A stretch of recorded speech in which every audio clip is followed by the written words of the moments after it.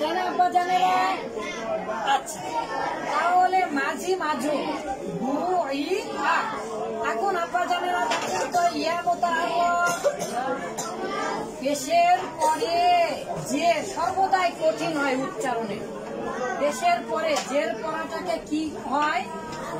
উচ্চারণে কঠিন হয় আরবি ভাষায়। এছাড়াও আমরা জানি ইয়া যদি মোতাহাররক হয় তাহলে সেখানে কি করা যায় বাবা?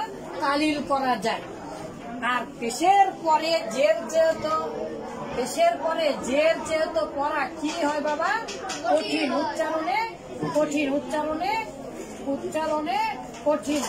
আচ্ছা, কঠিনে যেহেতু যাচ্ছে, এখন আমরা কি করতে পারি?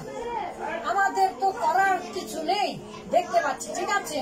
পেশের পরে যেহেতু উচ্চারণে কঠিন হচ্ছে, আমি বেশি রাখবো না।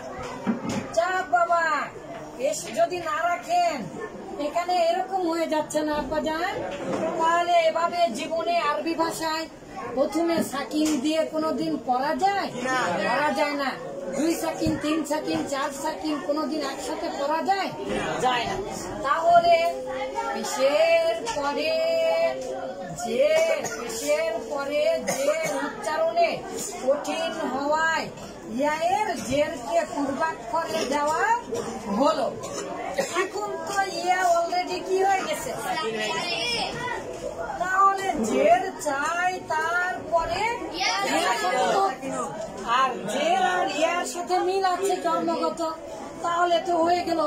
আগে ছিল বুইয়া বুইয়া বুইয়া বুইয়া বুইয়া বুইয়া বুইয়া বুইয়া বুড়ি বুড়ি বুড়ি বলতে বলতে বুড়ি হয়ে যাবে। আর এখন দেখেন বিয়া বিয়া বিয়া বিয়া সহজ হয়ে গেল না? তাহলে বুইয়া থেকে কি হয়ে গেল? এখন বিয়া হয়ে গেল।